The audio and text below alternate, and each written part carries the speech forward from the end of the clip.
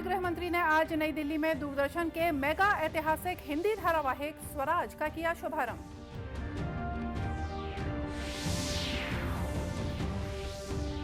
उपराष्ट्रपति के लिए कल होगा चुनाव। संसद भवन में सुबह 10 बजे से शाम 5 बजे तक डाले जाएंगे वोट।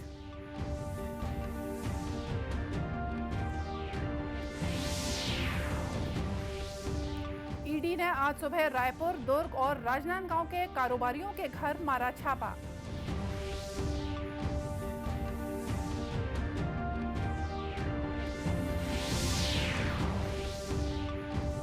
और मुख्यमंत्री ने अवैध निर्माण के नियमितीकरण की 25% की राशि निकायों को देने की घोषणा की।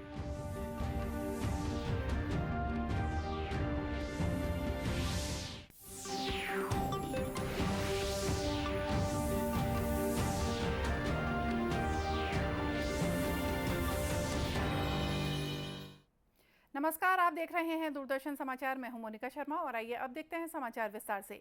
गृह मंत्री अमित शाह ने आज नई दिल्ली में दूरदर्शन के मेगा ऐतिहासिक हिंदी धारावाहिक स्वराज का शुभारंभ किया।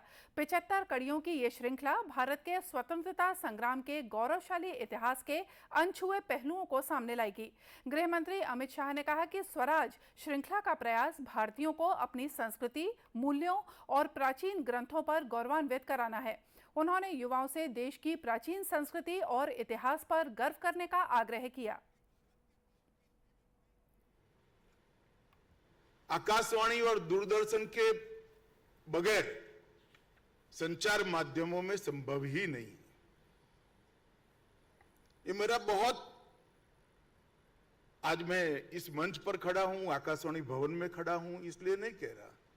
मैं मन से मानता हूं कि भारत के भाव की अभिव्यक्ति केवल और केवल आकाशवाणी और दूरदर्शन ही कर रहे हैं। आज इसी कड़ी में स्वराज धारावाहिक का लगभग 75 एपिसोड इसी विषय को लेकर बनाने का उपक्रम अनुराग के नेतृत्व में दूरदर्शन ने हाथ में लिया है। ये बहुत साहसिक कदम है। इस अवसर पर सूचना और प्रसारण मंत्री अनुराग ठाकुर ने कहा कि इस श्रृंखला के माध्यम से युवा स्वतंत्रता सेनानियों के बलिदान के बारे में जान सकेंगे। उन्होंने कहा कि स्वतंत्रता सेनानियों के अनछुए पहलू युवाओं में देशभक्ति की भावना जगाएंगे। इस धारावाहिक का प्रसारण 14 अगस्त से रात 9 बजे से 10 बजे तक अंग्रेजी के साथ साथ 9 भारतीय भाषाओं में किया जाएगा। इस श्रृंखला का प्रसारण आकाशवाणी पर भी किया जाएगा। नए उपराष्ट्रपति के लिए कल चुनाव होगा। संसद भवन में सुबह 10 बजे से शाम 5 बजे तक वोट डाले जाएंगे। एनडीए उम्मीदवार जगदीप धनखड़ हैं, जबकि मार्गरेट अल्वा विपक्ष की उम्मीदवार हैं। गौरतलब है कि उपराष्ट्रपति का चुनाव संसद के दोनों सदनों के सदस्यों से मिलकर बने निर्वाचक मंडल के सदस्यों द्वारा अनुपातिक प्रतिनिधित्व प्रणाली के माध्यम से किया जाता है। संसद में कुल सदस्यों की संख्या 788 है, जिसमें से 543 लोकसभा के जबकि 233 राज्यसभा के सदस्य हैं। 12 सदस्य मनोनीत हैं। मतगणना कल मतदान के बाद संसद भवन में ही की जाएगी। छत्तीसगढ़ में प्रवर्तन निदेशालय यानी ईडी लगातार छापेमार कार्रवाई कर रही है। ईडी ने रायपुर और दुर्ग में कुछ ज्वेलर्स और कपड़ा कारोबारियों के ठिकानों में छापेमार कार्रवाई की है। इसके अलावा राजनांदगांव में भी 2 जगहों पर छापेमार कार्रवाई की जा रही है। मिल रही जानकारी के मुताबिक प्रवर्तन निदेशालय की एक टीम आज सुबह प्रदेश के अलग अलग जिलों में रेड मारने पहुंची। इन टीमों में दिल्ली के अफसर भी शामिल बताए जा रहे हैं। रायपुर में टीम ने पगारिया ज्वेलर्स कारोबारी शांतिलाल बरड़िया के यहां छापा मारा है। इसके अलावा राजधानी में कुछ अन्य जगहों पर भी टीम के रेड करने की खबर सामने आ रही है। राजनांदगांव शहर के कुआं चौक स्थित जसराज शांतिलाल बैद के निवास पर आज ईडी ने छापा मारा। यहां ईडी की टीम दस्तावेजों की जांच में जुटी हुई है। गौरतलब है कि जसराज शांतिलाल बैद सोने चांदी का व्यापारी है। बताया जाता है कि आज सुबह ईडी की 15 सदस्यीय टीम राजनांदगांव पहुंची और ज्वेलर्स के यहां छापा मारा।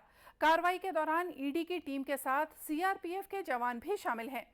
उल्लेखनीय है कि मई 2021 में भी DRI रेवेन्यू इंटेलिजेंस ब्यूरो की टीम ने जसराज शांतिलाल बैद के यहाँ छापामार कार्रवाई कर 4.5 किलो सोना, 500 किलो चांदी और 32 लाख नकद सहित दस्तावेज बरामद किए थे। हालांकि आज हुई कार्यवाही में किसी तरह का खुलासा नहीं हो पाया है।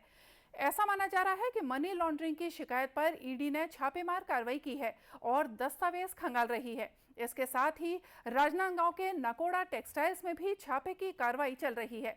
वहीं दुर्ग में भी टीम ने सहेली jewellers, Navkar jewellers, CA Kothari brothers के यहाँ छापा मारा है। ईडी के अफसरों के द्वारा सहेली ज्वेलर्स के सिविक सेंटर और दुर्ग दोनों ही ठिकानों पर दबिश दी गई। इसके अलावा दुर्ग में सराफा व्यवसायियों में सहेली ज्वेलर्स और नवकार ज्वेलर्स तथा प्रकाश सांखला और मदन जैन के भोईपारा स्थित ठिकानों पर भी दबिश दी गई है। छापेमारी दुर्ग में खंडेलवाल कॉलोनी में CA सुनील जैन, श्री शिवम स्टोर, जीवन प्लाजा में CA राजेंद्र कोठारी के कार्यालय पर भी छापेमारी की कार्रवाई की गई है। मुख्यमंत्री भूपेश बघेल ने सुभाष स्टेडियम में आयोजित मोर महापौर मोर द्वार कार्यक्रम में शिरकत की। उन्होंने कार्यक्रम को संबोधित करते हुए कहा कि सरकार ने ग्रामीण क्षेत्रों के साथ साथ शहरी क्षेत्रों में भी विकास की बराबर चिंता की है। आम नागरिकों तक सेवाओं को पहुंचाने के लिए कई तरह की सफल योजनाएं संचालित की गई हैं। मुख्यमंत्री ने कहा कि अब लोगों को आय, जाति, निवास और शादी के रजिस्ट्रेशन जैसे कागजों के लिए दफ्तरों के चक्कर नहीं काटने पड़ते। इसके लिए हमने मितान योजना शुरू की है। अब इनके जैसी 13 सेवाएं लोगों को घर बैठे ही मिल रही हैं। मुख्यमंत्री रायपुर नगर निगम क्षेत्र में आम जनों की समस्याओं को जानने और उनके मौके पर ही निराकरण के अभियान की भी खुलकर तारीफ की। कार्यक्रम में उन्होंने उत्कृष्ट कार्य करने वाले निगम के अधिकारियों और कर्मचारियों को सम्मानित भी किया। इसके साथ ही निगम क्षेत्र में शासकीय योजनाओं से लाभान्वित होने वाले हितग्राहियों से भी बात की। सावन के पवित्र महीने में मुख्यमंत्री भूपेश बघेल आज रायपुर गुड़ियारी में आयोजित भव्य कांवड़ यात्रा कार्यक्रम में शामिल हुए। मुख्यमंत्री ने यात्रा के शुभारंभ में मंत्रोच्चार और विधि विधान से कांवड़ पूजा की और कांवड़ यात्रा की अगुवाई कर श्रद्धालुओं का उत्साह बढ़ाया। उन्होंने इसके पहले हनुमान मंदिर में पूजा अर्चना कर प्रदेशवासियों के सुख और समृद्धि की मंगल कामना की। इस अवसर पर संसदीय सचिव विकास उपाध्याय भी उपस्थित थे। कांवड़ यात्रा का रायपुरा महादेव घाट हटकेश्वर मंदिर तक निकाली गई। राष्ट्रव्यापी टीकाकरण अभियान के अंतर्गत देश में अब तक 205 करोड़ 59 लाख से ज्यादा कोविड टीके लगाए गए। स्वस्थ होने की दर 98.5% है। पिछले 24 घंटों के दौरान 21,000 से ज्यादा रोगी ठीक हुए। इसी दौरान 20,000 नए मामलों की पुष्टि हुई है। इधर छत्तीसगढ़ में अब तक 4 करोड़ 51 लाख से ज्यादा वैक्सीन लगाए जा चुके हैं। इसमें 18 साल से ज्यादा उम्र के लोगों को 2 करोड़ से ज्यादा प्रथम डोज और 1 करोड़ 80 लाख से ज्यादा दोनों डोजें लगाई गई हैं। इसी तरह लगभग 32,94,000 से ज्यादा बूस्टर डोज भी लगाई जा चुकी हैं। वहीं प्रदेश में 10,687 सैंपलों की जांच की गई, जिसमें से 485 व्यक्ति कोरोना संक्रमित पाए गए। वर्तमान में प्रदेश में कोरोना के 3,509 सक्रिय मामले हैं। आजादी की 75वीं वर्षगांठ पर पूरा देश आजादी का अमृत महोत्सव मना रहा है। इस महोत्सव के तहत हर घर तिरंगा मुहिम से लोगों को जोड़ने में स्व सहायता समूह से महिलाएं भी अपनी महती भूमिका निभा रही हैं। दुर्ग जिले के ग्राम मचांदूर के ताज स्व सहायता समूह की महिलाएं तिरंगा बनाने में लगी हुई हैं। जिला प्रशासन के द्वारा इन महिलाओं को 2000 तिरंगे झंडे बनाने का काम दिया गया है, जिससे महिलाओं को आर्थिक लाभ भी हो रहा है। समूह की महिलाएं तिरंगे झंडे तो बना ही रही हैं, साथ ही हर घर तिरंगा मुहिम को सफल बनाने के लिए गांव में रैलियां भी निकाल रही हैं। इन महिलाओं का कहना है कि तिरंगा हमारे देश की पहचान है और इस मुहिम से हर नागरिक को जुड़ना चाहिए। सबको आर्थिक मदद मिल रही है। हम लोग गांव में रैली निकालकर सबको प्रेरित कर रहे हैं कि हम सबको मिलकर तिरंगे झंडे फहराना है। 13 अगस्त से 16 अगस्त तक अमृत महोत्सव के तहत हमें जिला पंचायत दुर्ग की तरफ से 2000 ध्वज सिलने का बोला गया है। तो हमारे मचांदूर ग्राम पंचायत में ताज स्वयं सहायता समूह की दीदियों द्वारा 2000 ध्वज सिला जा रहा है और शाम को दीदियों द्वारा रैली निकाल के घर घर जाके ध्वज फहराने के लिए कहा जा रहा है और साथ में उस ध्वज का सम्मान करने के लिए भी बोला जा रहा है। यह हमारे प्रधानमंत्री जी की ये एक अहम योजना है, जिसको हम लोग को घर घर ध्वजारोहण करवाने के लिए कहा गया है। समूह की महिलाओं को इस कार्य में ग्राम पंचायत का भी पूरा सहयोग मिल रहा है। रायपुर के ग्राम पंचायत सेरीखेड़ी में बिहान योजना के तहत आजीविका केंद्र के रूप में स्थापित कल्पतरु मल्टी यूटिलिटी सेंटर में बिहान समूह से जुड़ी दीदियां आने वाले रक्षाबंधन त्योहार के लिए आकर्षक सुंदर राखियां बना रही हैं, जिसमें पर्यावरण संरक्षण का संदेश देती हुई बीज की राखियां, गोबर से बनी राखियां, धान की बालियों और बांस से बनी राखियां भी शामिल हैं। वहीं बच्चों के लिए डिजाइनर राखियां भी उपलब्ध हैं।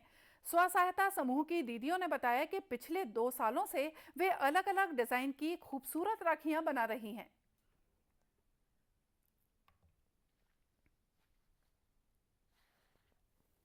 हम लोग औद्यानिक राखी बनाते हैं, जैसे कि गोबर बीज और तोरई के बीज, मखना के बीज और करेले के बीज, ये सब प्रकार की बीज की राखियाँ बनाते हैं और गोबर की राखियाँ भी बनाते हैं। हमारे यहाँ के राखियाँ सीएम हाउस भी चला गया है और संस्था वाले बहुत से दीदी लोग ले गए हैं। जनपद पंचायत धरसीवा के अधिकारी किशोर कुमार ने बताया कि बाजार की मांग के हिसाब से ही राखियां बनाई जाती हैं।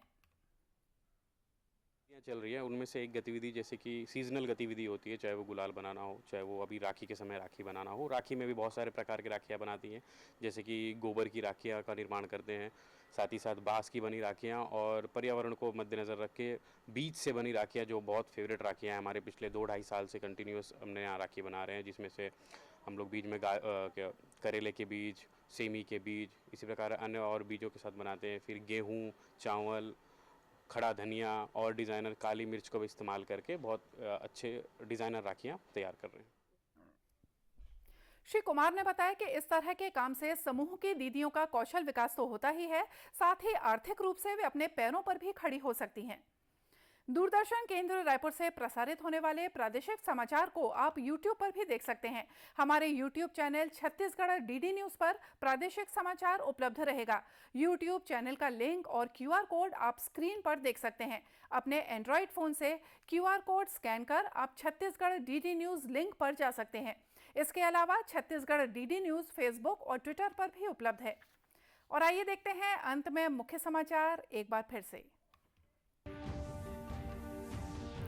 केंद्रीय गृह मंत्री ने आज नई दिल्ली में दूरदर्शन के मेगा ऐतिहासिक हिंदी धारावाहिक स्वराज का किया शुभारंभ। उपराष्ट्रपति के लिए कल होगा चुनाव। संसद भवन में सुबह 10 बजे से शाम 5 बजे तक डाले जाएंगे वोट।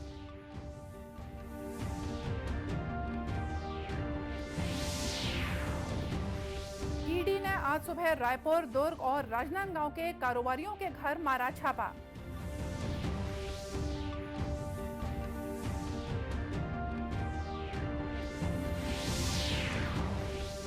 और मुख्यमंत्री ने अवैध निर्माण के नियमितीकरण की 25% की राशि निकायों को देने की घोषणा की।